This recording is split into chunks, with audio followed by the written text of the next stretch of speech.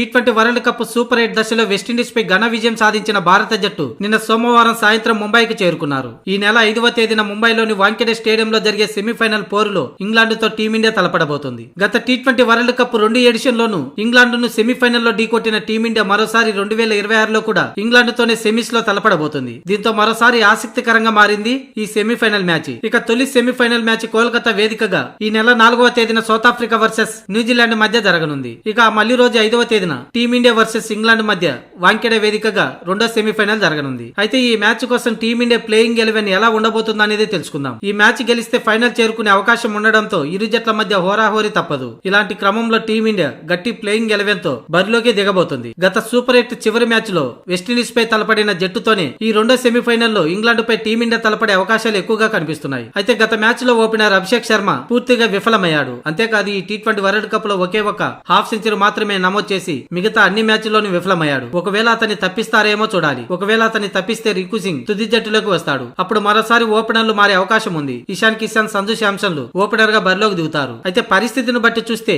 Batting కి అనుకూలంగా ఉండే వాంఖేడే పిచ్ లో పవర్ హిట్టర్ అయిన అభిషేక్ శర్మను తప్పిస్తారనేది మాత్రం అనుమానమే. తగులుకుంటే తనదైన రోజున మాత్రం ఆకాశమే హద్దుగా ఉంటుంది తన బ్యాటింగ్ తీరు. ఇక గత మ్యాచ్ లో మాదిరిగా మరోసారి సంజు శాంసన్ ఈ మ్యాచ్ లో కూడా తన ఫామ్ ను కంటిన్యూ చేయాల్సిన అవసరం ఉంది. అదే జరిగితే టీమిండియాకు మరో విజయం ఖాయం. ఇక 3వ స్థానంలో వస్తున్న ఇషాన్ కిషన్ పాకిస్తాన్ తో మ్యాచ్ లో తప్ప ఆ తర్వాత వరుసగా విఫలమవుతున్నాడు. దాంతో ఈసారి ముఖ్యమైన ఈ సెమీఫైనల్ మ్యాచ్ లో రాణించాల్సిన అవసరం ఉంది. అలాగే కెప్టెన్ సూర్యకుమార్ యాదవ్ భారీ ఇన్నింగ్స్ ఆడాల్సిన అవసరం ఉంది. ఇక 3వ స్థానం నుంచి 5వ స్థానంకు వచ్చిన తిలక్ వర్మ తన స్ట్రైక్ రేటును పెంచుకున్నాడు. గత 2 మ్యాచ్ల్లోనూ మంచి ఇన్నింగ్స్ ఆడాడు. తన హిట్టింగ్ ను అలాగే కొనసాగించాలి. ఇక ఆ తర్వాత హార్దిక్ పాండ్యా ఒక మ్యాచ్ లో ఆడితే మరో మ్యాచ్ లో విఫలమవుతున్నాడు. అతను కూడా బ్యాటింగ్ లో రాణించాల్సిన అవసరం ఉంది. ఇక బౌలింగ్ లో కూడా మెరుగవాల్సిన అవసరం ఉంది. ఇక శివన్ దుబే మంచి ఫినిషర్ గా తన పాత్ర పోషించనున్నాడు. అలాగే అక్షర్ పటేల్ లోయర్ ఆర్డర్ లో మంచి బ్యాటింగ్ చేసే అవకాశం ఉంది. ఇక బుమ్రా పొదుపుగా బంతులు వేస్తూ ప్రత్యర్థి జట్ల భారీ స్కోర్ ను అడ్డుకుంటున్నాడు. ఇది టీమిండియాకు కలిసి వచ్చే అంశం. అయితే స్పిన్ విభాగంలో మాత్రం తేలిపోతుంది టీమిండియా. ట్రంప్ కార్డు గా భావించిన వరుణ్ చక్రవర్తి